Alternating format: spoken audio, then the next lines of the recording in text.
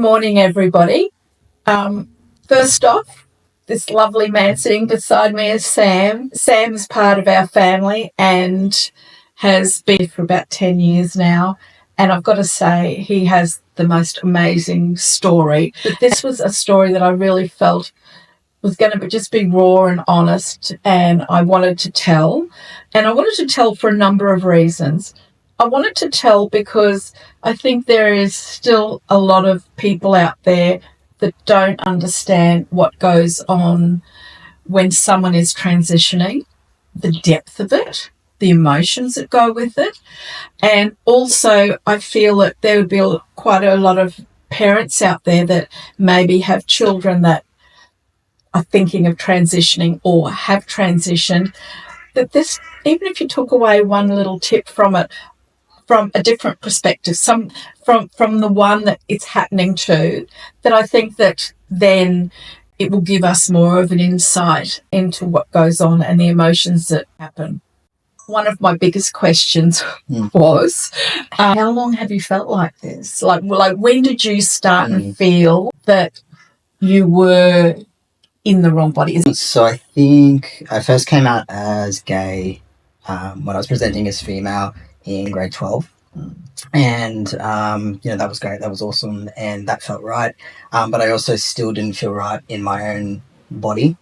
And so I think that it was about 4 years from like my early 20s until I decided to transition when I was about 24, that I kind of had to sit with that for about 4 years, and it was a really slow process. And it's not something you just wake up one day and go, yes, I'm going to transition. But I always felt a bit uncomfortable in my body, and it kind of accumulated to the point when I was 24 that I needed to make that decision to transition. Did you feel like that when you were little? Do you think, did you feel a little bit different when you were little? Yes. You yes. did. Yes. I think when you're young, society tells you that you're a tomboy, and that was just what it was. And so then when I came out as gay, that all kind of accumulated. You would find a lot of women in the gay community that's regular occurrence. As you're a tomboy, wanting to wear shorts, didn't want to wear the dress, had lizards in the jewellery boxes, had the rings, that sort of thing. Play with Power Rangers, love Captain Planet, like that absolutely was my story. Would you like to grab this crazy dog? So that was probably a bit of a light bulb moment, would it be, do you think, for your mum and dad when you presented as gay? They probably thought, that's... Yes. And just because you're a tomboy when you're younger doesn't mean you're going to be gay. No, that's right. Doesn't mean you're going to be gay, and doesn't mean that you're going to be trans either. Like, they don't go together necessarily. No, so it's just like everyone's journey is different. And everyone that is transgender or is non-binary, their stories are different. So it's just but I think looking back, and also like my parents probably would say that absolutely there were indications very early on that I was not a female, and that male and being masculine and presenting as masculine is more comfortable for me and feels right for me. So you were about 24 when you finally decided to make that decision. And how did that conversation go with your mum and dad? I actually wrote a letter because I knew that I wouldn't be able to articulate everything I wanted to say if I had to speak it. So I actually wrote a letter and had 3 copies, and I gave one to mum, to dad, and one to my sister, all at the same time, and they all read it together. And then once they finished reading the letter, they were very supportive and understood where I was coming from and wanted the best for me and wanted me to feel happy and comfortable in my body. So I was very fortunate that I had parents that understood and that my sister understood, and it was all a very positive experience. You've got a really close relationship, haven't you? So that would have made it easier as well. Yes, absolutely. And it does, I acknowledge that I'm very fortunate that I do have their support, and that not every single person in the queer community, gay or transgender or non-binary or bisexual, they have that same support. So yeah, that is really important.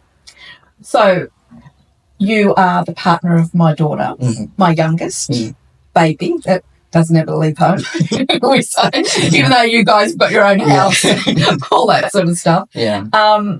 So my experience of when you arrived in our lives was at our grandson's christening. Yes. And that was the first time that introduced you to us because you hadn't transitioned then. Yeah. But you'd started, hadn't you? Do you remember that? I hadn't medically started to transition, but I was making small changes to my appearance to look more masculine, but I hadn't actually taken any major steps, but I was in the process of lining things up to start that. Because process. You wore a binder on your chest, because I do remember that, because I remember saying, Sam doesn't have any breasts. Yeah, and she said, because she at the time wears a binder. Yeah. And that made a little bit more sense. And also I think for us at that time, if we just look back to that 10 years ago, is that you came to us shortly after you came into the family and said, this is what I'm doing. Do you guys have any questions? I don't know if you remember that, but that was that was really good for us because we did have questions. The questions were from an inquisitive thing. What's going to happen to you? How's that going to affect your life? It wasn't anything to do with us or how it would affect our youngest daughter. It was more, what's the process for you? Are you okay? Are you parents good with it? Because we do know from having gay children that not all parents are good with it, and a lot of the kids suffer terrible mental health issues because of it. And it was just from our side, wow, that's how your parents are going with it. Are you good with it? And everything. So I think that for us, that was just so. That was just never worked with dogs and children. No. That was such a good thing for us, for you to come forward, and it wasn't a secret thing. It was It was like, hey, this is what I'm doing. How can I answer your questions? Because I think I acknowledge that people don't know. You don't. No, we don't. You don't know. You don't know. And so I knew you guys, I didn't know you super well, but I knew you well enough to know that the questions that you were going to ask were coming from a place of just wanting to know, and maybe, I don't remember the conversation, but maybe you wouldn't have used all the right words or the right questions or said things the right way, but I knew not to take offense to that because it was coming from a place of wanting to be educated, wanting to know. And that's all it was. Yes. So we now have Sam in our family. Yeah. Not that how is this going to affect the dynamics, because we're not that sort of family. It was a very welcoming family, but it was more, well, can you just explain what's going to happen? Yes. So, Sam, you said at 24 you then decided that it was time to transition. So I, to start the medical and the legal transition, I went and saw my GP. And she gave me a letter to go and see a psychiatrist, so a doctor. And I think it took about 4 months to get in to see her. And I had to see the psychiatrist every month, once a month for 3 months.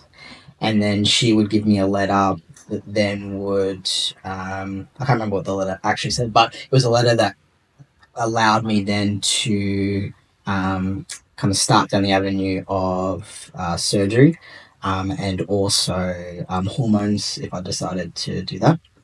And it also gave me a letter to say that I was medically transitioning, and it would allow me then to change my legal documents to my new name and also my gender marker on any documents as well. So you need that letter. I think it's either from a psychologist or a psychiatrist that allows you then to move forward. So what happened? So then you saw the psychiatrist. Was that a fairly lengthy, was that a really in-depth conversation, those conversations with I them? can't really... We just talked about my childhood and my experiences and how I felt about my gender. And she was really lovely. Such a long time ago now. It's hard to remember exactly what we talked about, but a lot about my childhood and how I felt and how I presented. And do they kind of ask you the questions like, did you always feel like that, or have you just started feeling like that, and all that sort of thing? Because I guess that would be that would be the question you'd ask, isn't it? Have you just started to feel like that? Or because I think it's more of a real self thing if it's always been like that. Yes. I would think. Yes. I don't know. Yes. I think, they're trying to just make sure that it's not something you've just... Yeah. I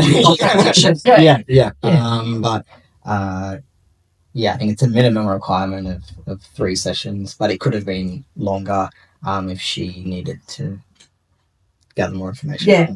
I'm not quite sure of what her criteria was exactly, but after 3 sessions over 3 months, she gave me a letter to say that I was of sound mind and able to make this decision, and that it's something that was important to you, and that I needed to do. Yeah. That's wonderful, isn't it? So from there, because you mentioned hormones, so from there, how did you find a surgeon? Was that hard? It was actually, because there's not... and we're talking 10 years ago. 10 years ago, yeah. And things have changed in 10 years, haven't they? Things have changed a lot in 10 years, yeah. So a lot of research, actually, and there's a lot of support pages and kind of Facebook pages, community pages online, and there's a lot of people on there that give really good information and good feedback and good experiences about their top surgery. And so I couldn't actually find a surgeon in this city, so I had to fly to Melbourne to have surgery down there. Yeah. I think there was only one surgeon here that did it, but I didn't particularly like his outcomes and his technique, so I flew to Melbourne to have surgery down there. So, just so everyone's aware, you've just had top surgery, haven't you? Top surgery, yes. Yeah. And hormones. Yes. So, did you start those hormones prior to the surgery, or how did that work? No. So again, there's no right or wrong way to do it. Because that might have changed now than what it was back then. Do you think? Or what? Well, which way they would go, whether they'd start hormones first and then have surgery. It's up to you. Is it? Yeah. There's no particular way. No. And you don't have... So for me, where I felt most uncomfortable was my chest. Yeah. So I needed that fixed. Done. I needed that done. So for me, I had surgery first. Yep. But I know a lot of people that start hormones first. And they may never have top surgery because for them that's not important. That's right. So for me, I had surgery first. So that's coming up 10 years actually since I've had surgery. And then I started hormones probably about 4 or 5 months after I had surgery. Is that oral or is that an injection? It's an injection, yeah. So it's an injection every 3 months. Yeah. How does that make you feel, that injection? Having... It hurt. No, because it hurt, but it's testosterone injection, isn't it? Yeah. So I see another doctor. I see another GP. Is it like an endocrinologist type thing? Or? No, she's not an endocrinologist, but she's a GP who specialises in the queer community, and in particular trans people, and she helps a lot of people transition and organising the hormones and that. Yeah. So, but you can go and see an endocrinologist. Again, there's different routes to do it, but I see her every 3 months, and Hence this. This is a long time. And this. Yeah. This is gone, and then isn't that weird? It's crazy. Yeah, just from hormones. Yeah. Yeah. And I think the hardest part was I started the injections, and you expect these big changes very quickly, and it's such a slow slow boil, isn't it? Process. Did it make you feel sick? No. Like, did you have any... Sweaty. Just sweaty? Sweaty. I suppose it's probably no different than us when we menopause, because we've got all these hormones changing. Yeah. And we do get hot sweats. Were you like literally hot sweaty? Hot sweats, hungry. I guess I was going through my second puberty. Wow. So I was sweaty, hungry, probably. Were you angry? Yeah. Did it make you feel angry? I don't know if angry is the right word, but maybe just a little bit more irritable. And because for a cisgendered man, kind of their hormones are fairly stable. Yeah. But because I take injections every 3 months, it kind of goes up and then dips. And when I'm getting close to my next injection, you'll get testy again, aren't you? On testosterone, and it you just get a testy's more... the wrong word, sorry. Maybe those. No. But you do. You get a bit edgy, don't you? I get really tired. I get a little bit irritable. Yeah. And just a little bit not 100%. Not on your game. Not on my game. No. But then I think. Yeah. It's like having an iron injection, I guess, isn't it? Again, I guess, yeah. It's probably you feel really sluggish and you feel really low. Yeah, your body. You have that, and then all of a sudden you're back to an even keel again. Yeah. Does it take long after you've had that injection? Probably about a week after I've had my injection, I start to feel a bit more normal. Is that the only thing you take now? Yeah. Is that injection? Just That's injection. Amazing, isn't it? Yeah.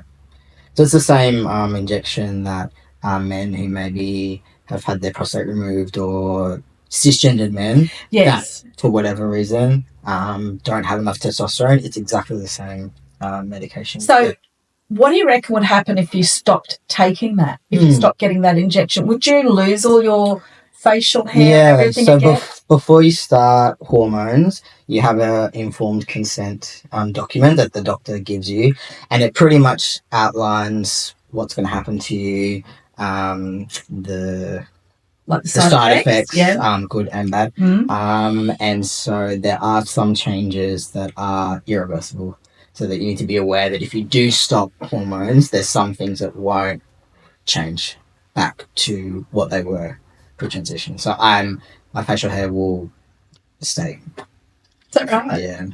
Yeah. And I think my voice is now... Your voice is lower. Yeah. Than what it was. So that won't change. But and any body hair that I've acquired, just quite a bit. So you're like us. Your hair's falling out there. Yeah.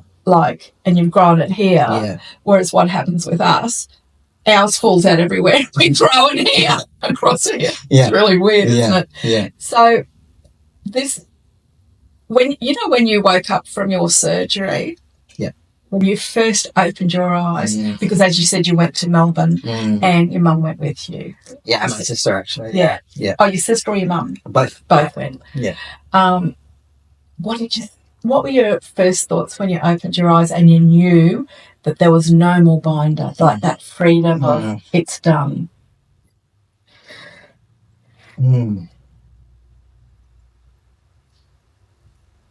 Oh, darling.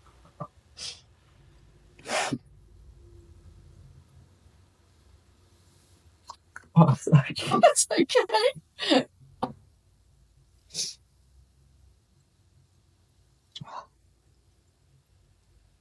I don't have tissues, but I have toilet paper. That's all right. Shit, I didn't expect to get teary. It's all right. Sorry. No, God. No, me. If you cry, I'll cry. I was like that when I was doing up the questions. Oh, really? Oh. Well, when I did the questions up, I just thought, it's just more to it than I ever thought. Yeah. There's more. I didn't think I'd get upset. That's okay. That's what real life's about. Yeah, it's hard.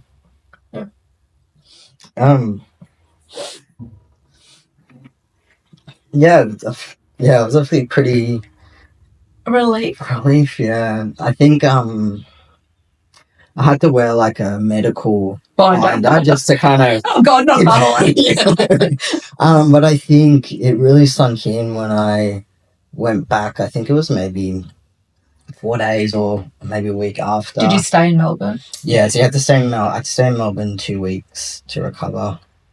I think it's when I first took off that medical binder and he was just checking the incisions and the drains, and it was the male chest that I wanted and saw in my mind, but had never seen it on you. Yeah. Yeah. God, we're in Melbourne. Yeah, and it's I don't know. And just like binding for so long, and it's so uncomfortable, but it's something that you need to do. Yeah, to have that just weight lifted. Yeah. Physically and mentally. Yeah, it's it was a good feeling. Yeah. I remember shortly after you had that done that we're at the house at the other place. And we didn't have a swimming pool. We had a kids' pool. And it was Christmas and it was bloody hot. And we were all just sitting around because the babies were only really little, the grandkids. And we were playing with them in the pool, and you just ripped your shirt off and got in. And at the time, you were still red from the stitches, from the cuts across your chest. And I was so proud of you that day. I will never forget that day because, you know, you'd only been in the family a year or so then. And it was just, you know, you just ripped your shirt off and you got in amongst all of us and it was just, you didn't care. You were part of the family and that was really, really important for us. Look at me, I'm bloody crying too. But, that's wonderful. So we're back. We just we just wanted to dry our faces. We didn't have any tissues, so we used some toilet paper. So we don't need to put that on the screen. So the medical side, you know, you've done the testosterone injections and you had your top bit done, but legally it'd have to be a plethora of stuff that has to get done. Is that right? Yeah. It was a daunting process. So I needed that letter from the psychiatrist as well.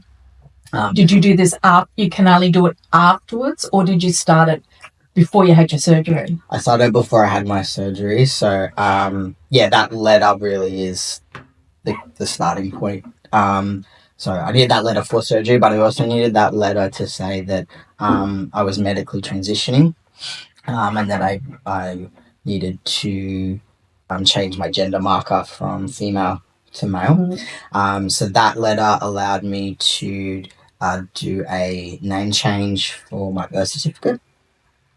So that was a fairly easy process. I think you just download the form, and I think it's fairly similar to when someone gets married and they want to change their name, or any person that decides to change their name.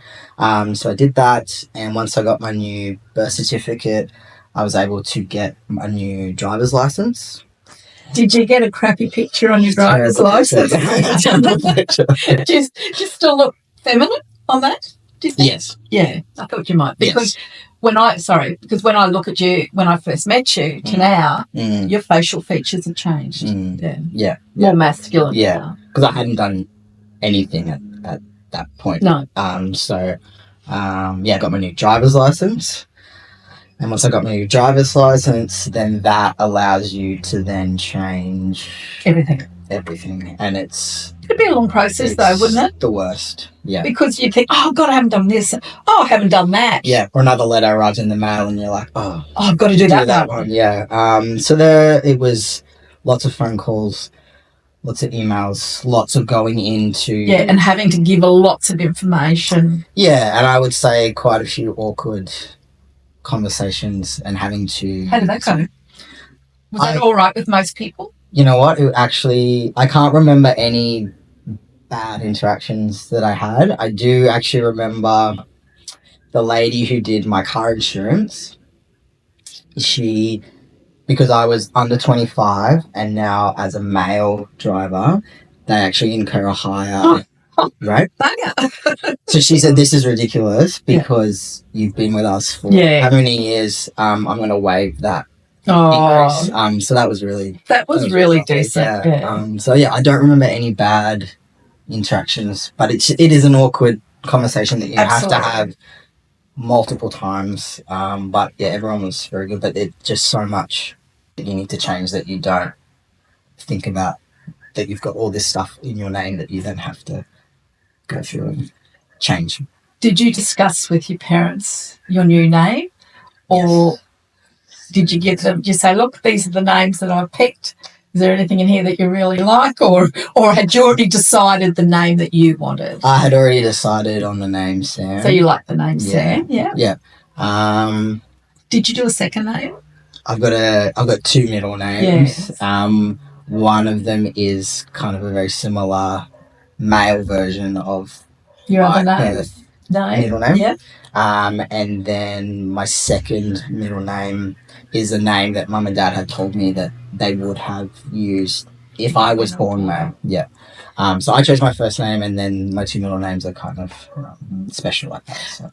The reason why we don't want to say those second names is really Sam needs privacy as well. Yeah.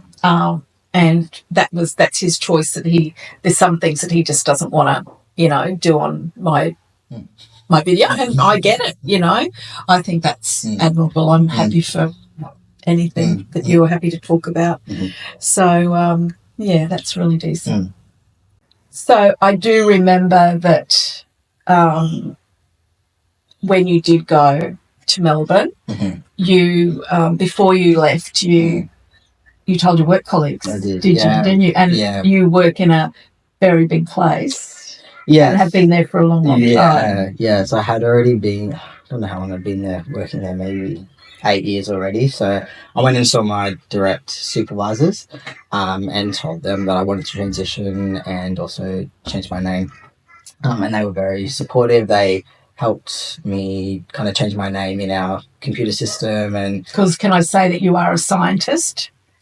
Yeah. Okay. Yeah. So changed my name in our computer system, and email changeover and uniform changeover that organised all that. How does that feel? Putting on a guy's uniform. College, yeah. No, please. Yeah, no, please. So yeah, they were very good. So I have to be very thankful. Okay, stop. Yeah. And then I did draft an email that I sent out to people in my workplace, and then also that kind of went out to other workplaces that we're affiliated with. Departments, yeah. And so I kind of sent that out on my last day, and then left for surgery. For 4 weeks. I was off for 4 weeks, and came back. And how were you greeted? Like perfectly, yeah.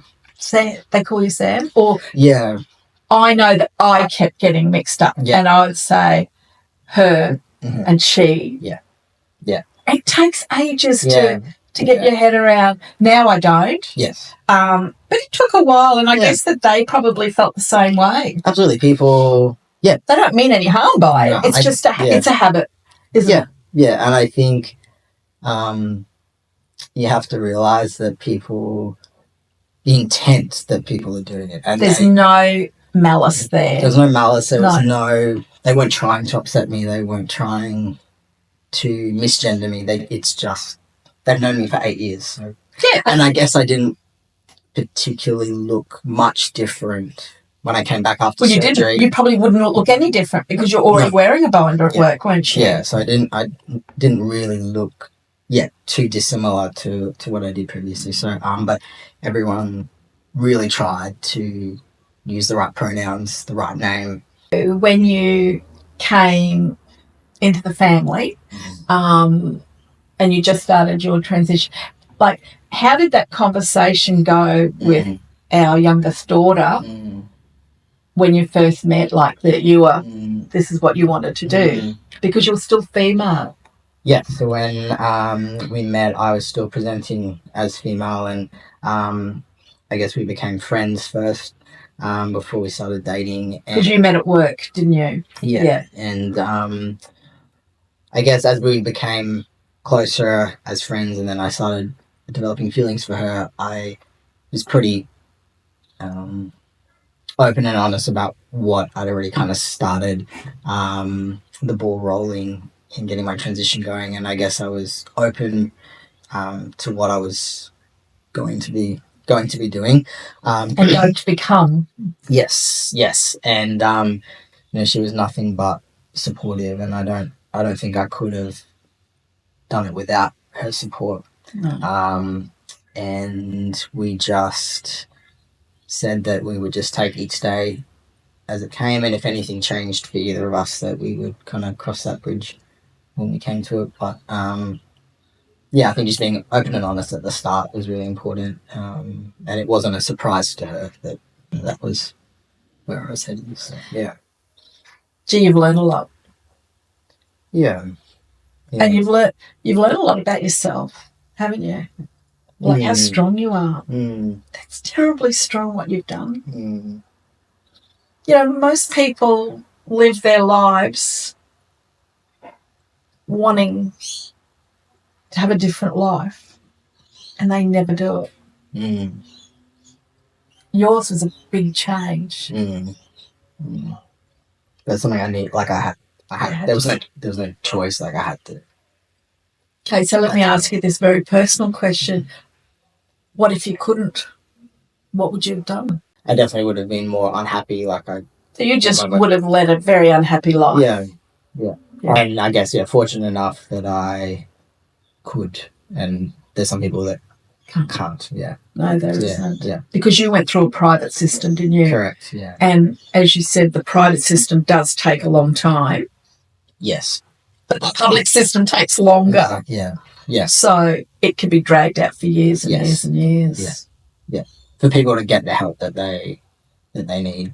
Yeah. So just really, I've only got one more question, and I guess that's on a scale of 1 to 10. How happy are you that you've transitioned?